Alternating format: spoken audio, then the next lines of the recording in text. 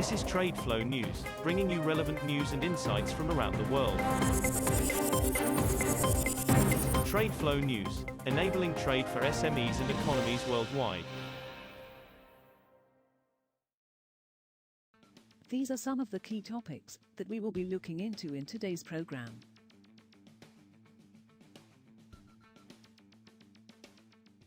First, let's take a look at the overnight headlines which are impacting the commodity markets.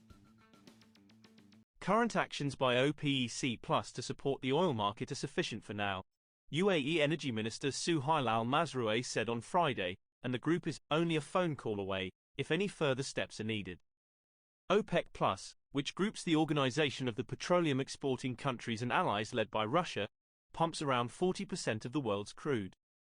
The group has been limiting supply since late 2022 to bolster the market. What we are doing is sufficient, as we say today, the UAE minister told Reuters in Goa, India, where he is attending G20 energy ministerial meetings. Asian refiners have booked near-record volumes of U.S. crude to be shipped in August, replacing Middle Eastern oil, as competitive prices and ample supplies attracted heavy buying, according to trade sources. The jump in U.S. imports comes on the back of strong Chinese demand for Brazilian oil in the third quarter as Asia boosts its light oil purchases from the Americas, reducing demand for similar quality grades from the United Arab Emirates.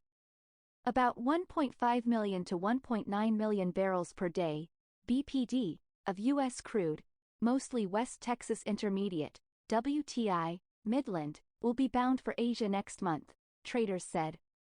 Moving on to the top news in the energy sector. India is considering trading power with Southeast Asian countries through Myanmar and Thailand, 5 sources briefed on the matter said, as New Delhi looks to use its growing renewables capacity to boost regional diplomatic engagement.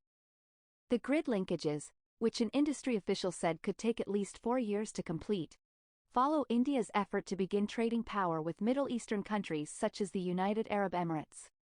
The sources, who also include 4 power ministry officials, declined to be identified as the previously unreported plan has not been made public. Major fossil fuel producers, including Saudi Arabia and Russia, on Friday opposed a proposal to triple G20 countries' renewable energy capacity by 2030, 3 sources said. China, the world's biggest emitter of carbon dioxide, as well as coal exporters South Africa and Indonesia, also opposed the plan. India, as current holder of the G20 presidency, took a neutral stand on the issue, said the sources, 2 of whom attended the G20 meeting. India's Power and External Affairs ministries did not immediately respond to emails sent by Reuters seeking official comment. Next, we have the top news in metal markets. Gold fell on Friday, moving further away from a 2-month peak hit in the last session, due to a stronger dollar and as investors remain cautious ahead of the U.S. Federal Reserve policy meeting next week. Spot gold was down 0.3% at $1,962.85 per ounce by 1:45 p.m. Eastern Daylight Saving Time, 17:45 GMT, but was set for a 0.4% rise this week. U.S. gold futures settled 0.2% lower at $1,966.60. The dollar index rose 0.2% to a more than 1-week high after a positive weekly U.S. jobless claims data, making gold more expensive for other currency holders. Iron ore futures edged lower on Friday after a brief bounce in the previous session, dragged lower by a faltering property sector and steel production restrictions. The most traded September iron ore on China's Dalian Commodity Exchange ended daytime trade 0.1% lower at 846 yuan and 50 fen, $118.09 per metric ton. On the Singapore Exchange, the benchmark August iron ore was down 0.9% at $113.80 per metric ton, as of 0710 GMT. We will now look at the top news in the agricultural sector. India's decision to ban non-basmati white rice exports will spur traders to cancel contracts to sell around 2 million metric tons of the grain, worth $1 billion, on the world market, dealers said on Friday.